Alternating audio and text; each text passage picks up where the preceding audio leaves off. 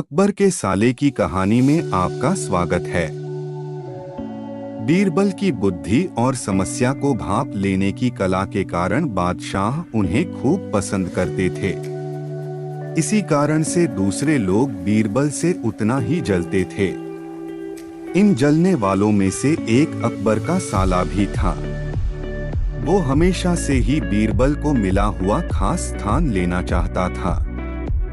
बादशाह जानते थे कि बीरबल जैसा कोई और नहीं हो सकता है। वो अपने साले को भी ये बात समझाने की कोशिश करते थे, लेकिन उनका साला हमेशा कहता था कि वो भी काफी बुद्धिमान है।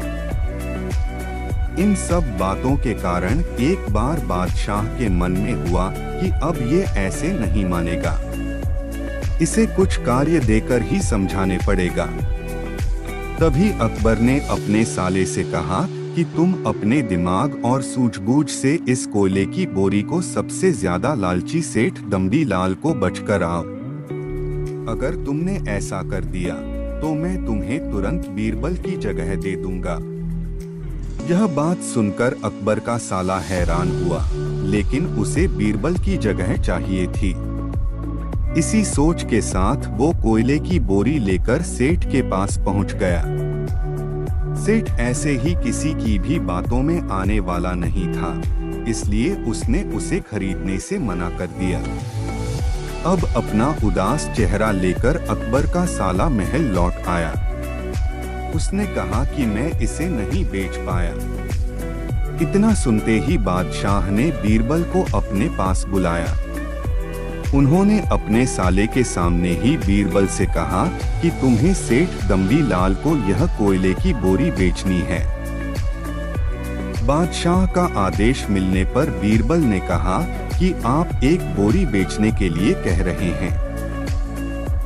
मैं उस सेठ को एक कोयले का टुकड़ा ही 10,000 में बेच सकता हूँ। यह बात सुनकर अकबर का साला दंग रह गया। अकबर ने कहा कि ठीक है, तुम एक ही कोयले का टुकड़ा बेच आओ। बादशाह का आदेश मिलते ही एक कोयले का टुकड़ा उठाकर बीरबल वहां से चले गए। उन्होंने सबसे पहले एक मलमल के कपड़े का कुर्ता अपने लिए सिलवाया। फिर उसे पहनकर अपने गले में हीरे मोती की मालाएं डाल लीं और महंगे दिखने वाले जूते भी पहन लिए। इतना सब करने के बाद बीरबल ने उस कोयले के टुकड़े को सुरमा यानी काजल की तरह बारीक पीसकर एक कांच की डिब्बी में डलवा लिया।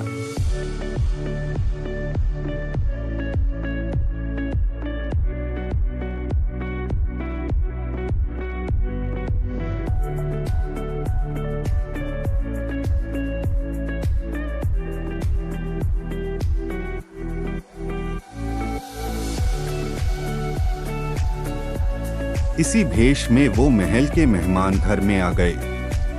फिर बीरबल ने एक इश्तिहार दिया कि बगदाद में एक जाने माने शेख पहुंचे हैं जो जादुई सुरमा बेचते हैं।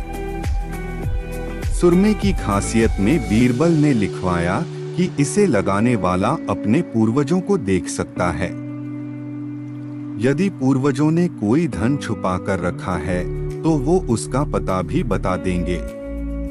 इस इश्तिहार के सामने आते ही पूरे नगर में बीरबल के शेख रूप और चमत्कारी सुरमे की ही बात होने लगी। सेठ दमड़ी लाल तक भी यह बात पहुंच गई। उसके मन में हुआ, जरूर मेरे पूर्वज ने धन गाड़ रखा होगा। मुझे तुरंत शेख से संपर्क करना चाहिए। इतना सोचकर दमड़ी लाल शेख बने बीरबल के पास पहुंचा।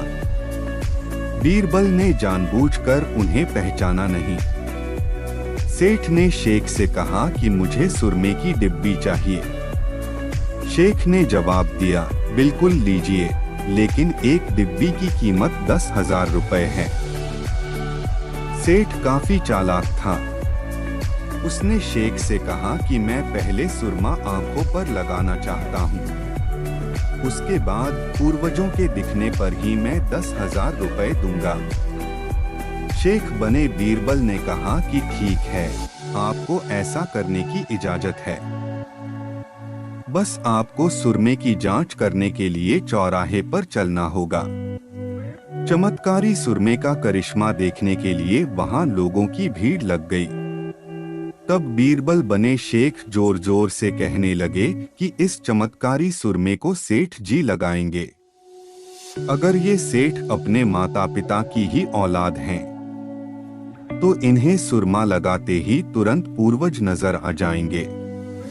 पूर्वज नहीं दिखे तो मतलब यह होगा कि वो अपने माता पिता की औलाद नहीं हैं। असली औलादों को ही यह सुरमा लगाने पर अपने पूर्वज नजर आते हैं।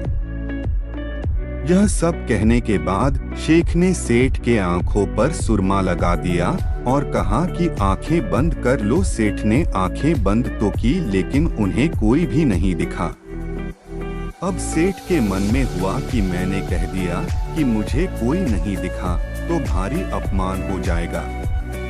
इज्जत को बनाए रखने के लिए सेठ ने आंख खोली और कहा कि हाँ, मुझे अपने पूर्वज दिख गए। इसके बाद गुस्से में लाल सेठ ने बीरबल के हाथ में 10,000 रुपए थमा दिए।